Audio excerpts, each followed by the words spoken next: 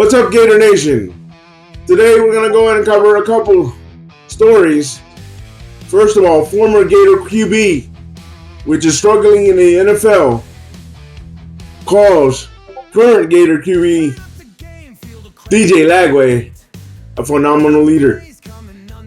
Then we'll cover Scott Strickland, the AD of the Florida Gators, the athletic director, for those who don't understand AD, of the Florida Gators, on the State of the Gators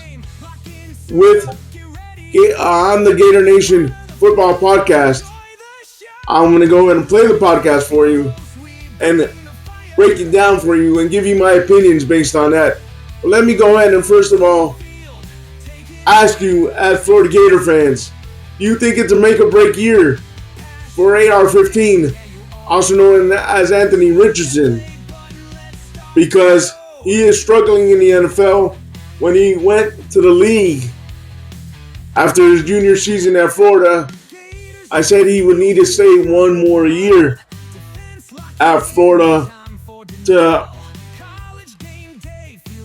hone his craft, become a better thrower, a better precision thrower, a better time thrower, because he had the ability to run and the arms to throw any type of pass, except he was not making timely throws and making timely decisions.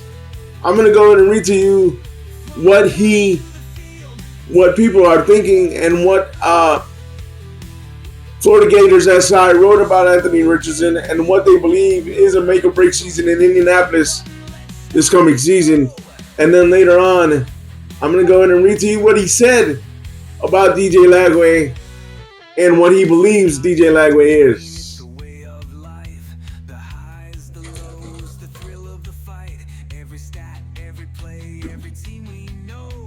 Former Florida Gators quarterback Anthony Richardson is running out of time with the Indianapolis Colts.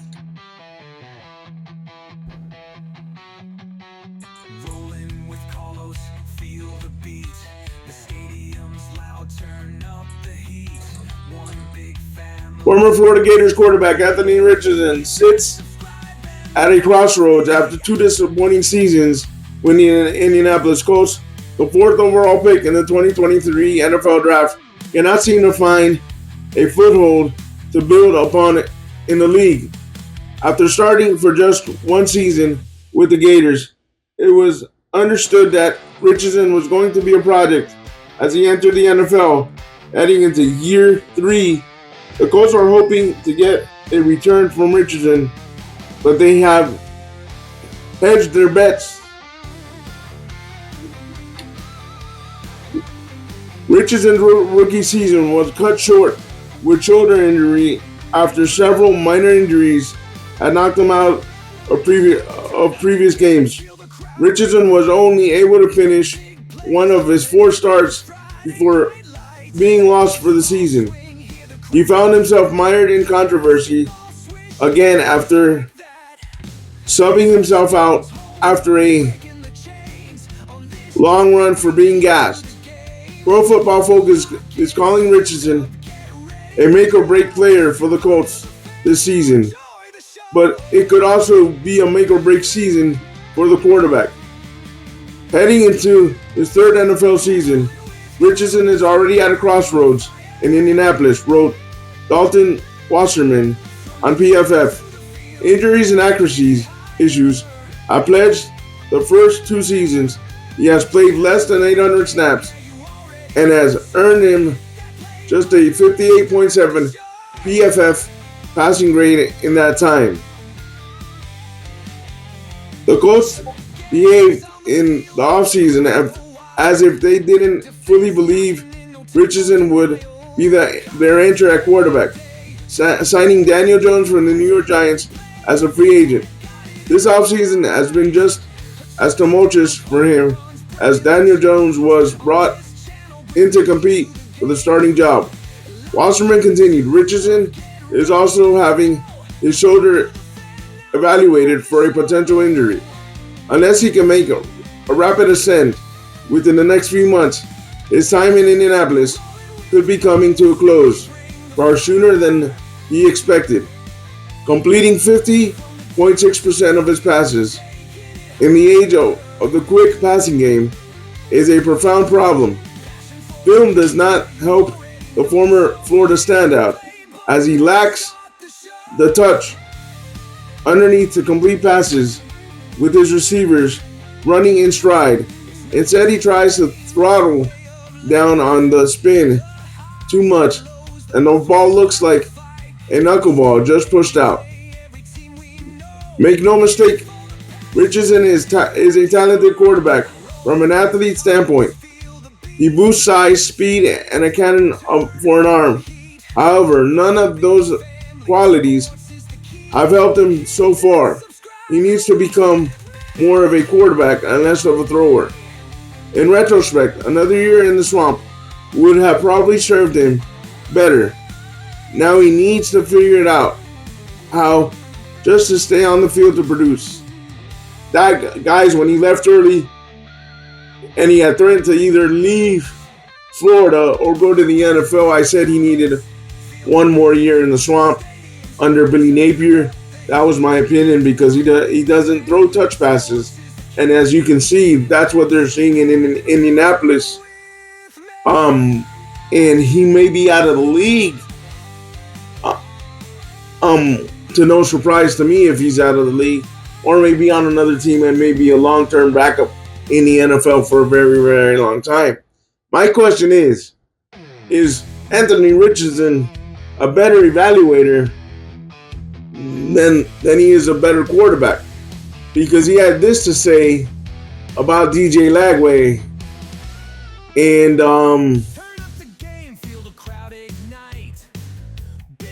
I'm not surprised he had this to say about DJ Lagway.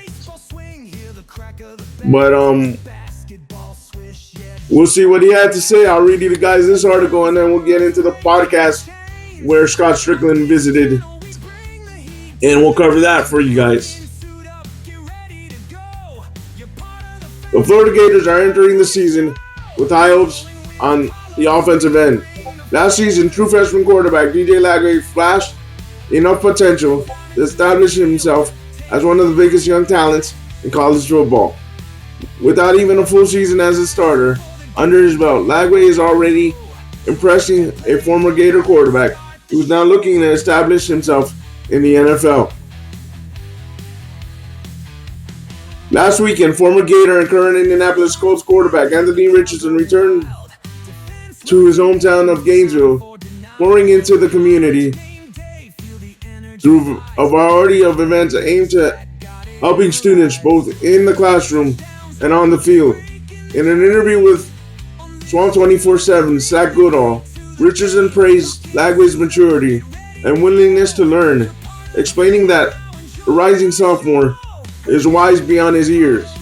He's young right now, but you can't really tell. He doesn't act his age at all. You know he's a phenomenal leader, and I've never seen him really get too high or too low on himself. He's always trying to work, Richardson said. He's always asking questions about how to get better and do certain things. And I always tell him, man, just keep doing you and keep working. Everything's going to take care of itself. While starting just 6 games, Lagway threw for 1,915 yards and 12 touchdowns for an average of 225 yards and 2 touchdowns per game. By the end of the season, Lagway finished as Pro Football Focus highest rated deep passer, earning 99.4 rating on throws beyond 20 yards. He completed 52.8 of his deep passes, the third best among all FES quarterbacks, minimum of 150 attempts. According to CBS Sports' Josh Pate, Lagway should be viewed as the best quarterback in the Southeastern Conference ahead of this season. Meanwhile, Richardson is in a similar boat, entering his 3rd season in the NFL. Richardson played 11 games last season, throwing for 1,814 yards, 8 touchdowns, and 12 interceptions. After showcasing his freakish athleticism and arm strength At Florida, Richardson has yet to find consistent success at the pro level, struggling with injuries and overall efficiency. His 40.7% completion rate is currently the lowest among qualified quarterbacks. His PFF is 50th highest rated quarterback out of 70. Richardson is currently nursing a shoulder, but is expected to be fully available for training camp in the fall, he told Goodall. Again, guys, from the last article, he's still nursing that shoulder, and it looks bad. If he's out, the Colts may basically be out on AR-15, but he has a lot of praise for DJ Lagway, which is incredible. Like I said, he may be a better talent evaluator than a quarterback. It's the case is still out for AR-15 if he can survive the league. All right, guys, now we're going to go ahead and listen to Florida Athletic Director Scott Strickland talk all things Gators, but there's a part I wanted to get to, and I'll stop it once he talks about that part and give you my thoughts. He says it won't hurt the Gators in terms of getting into the playoffs in the future. My take is a little bit different, but we'll talk about it when we get there. Let me go ahead and start playing it for you guys.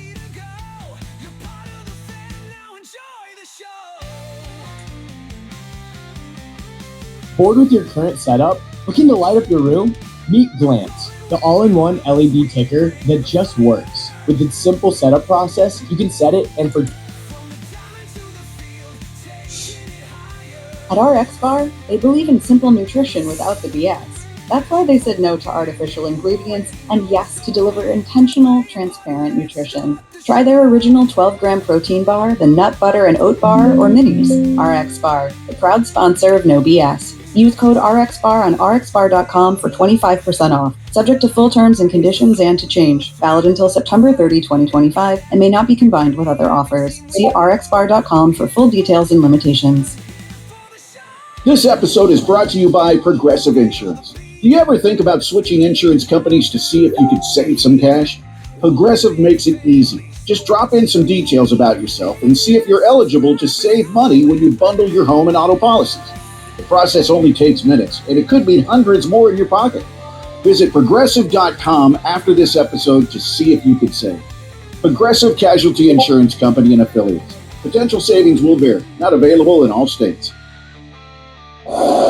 Every team, every topic, everywhere. This is Believe. This is the Gator Nation Football Podcast with your hosts, Alan Williams and James DiVirgilio.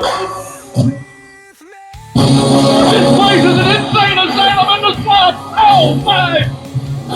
Now we know we're just a bunch of average stiffs.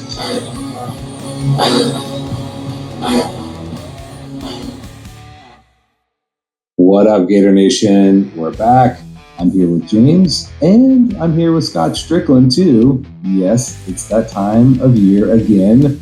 Our annual interview with Scott Strickland. Really looking forward to it. Bunch of fun stuff on the show for you guys today. But how you doing over there, James? I'm doing great. I really do enjoy what's become the State of the Gators podcast here in June. You know, once upon a time, several years ago, Alan and I didn't know what to do in the offseason, so we had an episode maybe once every 2 months or so. There wasn't as much content also pre-COVID era.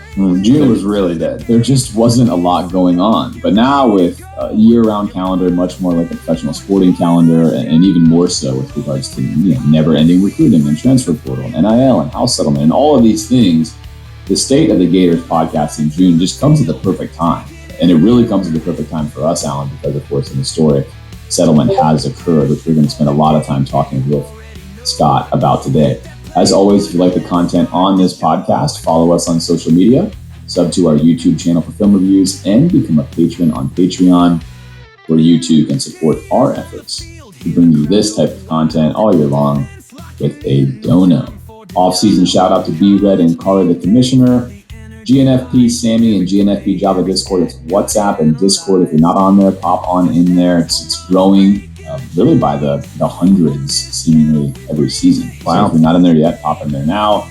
And of course, the off season is still a great time to get some merch. A couple of dono activity related items here. One big one, two big ones. One we have Amy Davis coming in. Yeah. Medium dono, brand new to the fam. Welcome. Yes. GNFP patron fam. For today to discuss the state of the Gators, of course, with athletic director Scott Strickland. Scott, I'm going to let Alan ask you the first question as a veteran of this now. I think we've done this. It's our fourth time, I think. Thanks for having me back. Yeah, it's great to have you. And so we're going to just launch right in. Like you're obviously a family member here in the studio. Yeah. So, okay, first question is, how long were you able to bask in the glow of the basketball championship before you had to get back to your regularly scheduled program? I like that question. I've told people that I'd like to bottle up the period of time from when the horn sounded till I went to bed that night at 3 or 4 in the morning and just have it like on demand. I could go relive it whenever I wanted to, because that was, those 4 or 5 hours, as you would imagine, was pretty euphoric. So it was, it was a really special moment in a lot of ways. And, it was the first time in my college athletic career, administrative career. So I started working in athletic department. The overall address of here is what has happened in the past, month, 2, 3 months when it comes to the house settlement, what this looks like. Set the stage, and then we'll kind of ask some questions from there. Because I think for a lot of people, you orienting them to like, what does this mean? Where are we going? What could it mean? Might set the stage for us to ask some specific questions. Well, it really goes back even further. I have notes from May of 24, so 13 months ago, being in a meeting with SEC athletic directors where the concept of this settlement was being explained. And so I can kind of give just the general what it is. Back in the napkin chat GPT explanation is schools will have the ability beginning July 1st, next week, I know I'm on a podcast, I'm not supposed to timestamp it, but... No, we do it all the time. July 1st of 25 have the ability to begin sharing revenue directly with athletes because a plaintiff's attorney got a class of athletes together to sue the NCAA and the power conferences, filed an antitrust lawsuit in the Ninth Circuit in California, federal court, that schools should be able to share this revenue. And the conferences, the NCAA got together and settled the lawsuit. And so the outcome of the settlement is schools will now be able to share, it's 22% of a certain defined set of revenues, average revenues, which in the first year comes out to $20.5 million. There are some unique caveats to this settlement. The first $2.5 million, let me back up. I'm getting ahead of myself. Traditionally the NCAA has had scholarship limits, but there's been no limit on how many athletes can be on a roster. This settlement transitions that to where there are no longer any scholarship limits, but there are roster limits by sport. And so the thought is schools will be spending more in scholarships. The University of Florida will be offering more scholarships to its athletes through this. The first $2.5 million in scholarships counts against the $20.5 million. And then you'll recall the Supreme Court verdict from 21 on what we call the Alston case that allowed schools to pay up to roughly $6,000 per athlete in academic incentive awards, cash awards. So for UF, that's about $2.5–3 million that we have been doing the last 3 or 4 years. The first $2.5 million in Alston awards also count against the 20.5 cap. So schools have some strategy. Do you maximize revenue share, not provide any new scholarships, and not provide any Austin? Do you provide some new scholarships and some Austin? But what's your mix there? How do you determine that? So there's some strategy that every university is going to have. There's no set amount as to what schools spend by sport. So this is fascinating. a school could say, I'm going to take all $20.5 million and put it in men's basketball. And they may not have football, right? That's one of the concerns basketball coaches in our league have is that, high-profile major basketball programs at schools that don't have football, like a Villanova or Connecticut does, St. John's, could put all of their rev share money into basketball. Whereas obviously in the SEC, people are going to invest in the sport of football. And so there are you got to make choices and decisions have to be made. So that's the general. There's no limit or prescription on how much an individual athlete can make within that rev share number. You can put all $20.5 million in one athlete if you want. You can spread it out. Everybody gets the same. You can. Athletic departments will have the ability and the flexibility to pay that money out whatever way they. So the rev share is acting like a cap, guys. Either you can spend it on one sport, you can spend it on additional sports, but you have a cap of $20.5 million, at least for the first year. To choose. The other thing, though, is when I say traditional, what we have seen is NIL at a collective space in the last 4 years. There's going to be a third-party, a clearinghouse that will evaluate third-party NIL deals. So a collective giving a wad of money to a player that's de facto pay-for-play, that would come in under the scrutiny of this third-party clearinghouse that's being run by Deloitte. And if in the clearinghouse's mind that does not fall under normal range of compensation for the profile of the athlete and for business purpose of this what's being done, they can deny the athlete receiving that money. And so it does create conceptually some governing of limiting of what athletes can get just being handed money from third parties outside the rev share model. Yeah, that was a long. No, I apologize for that. No, dude, that was perfect. And you said. So again, there's going to be some type of governing body that can say yes, the deal can go through, the deal cannot go through for that athlete. So again, they're going to be regulated. Also, he went on to say, and this is the part, I'm not going to play it because I don't know where it's in the podcast and the video will be too long. He went on to say that they are restructuring or looking into restructuring the non-conference schedule in the next few years for less non-conference teams. Now, could that affect Florida in the future to get into the playoffs? We don't know. I would suggest putting more non-conference teams that can be in the top 25 or the top 10, not just cupcakes, but that's my suggestion.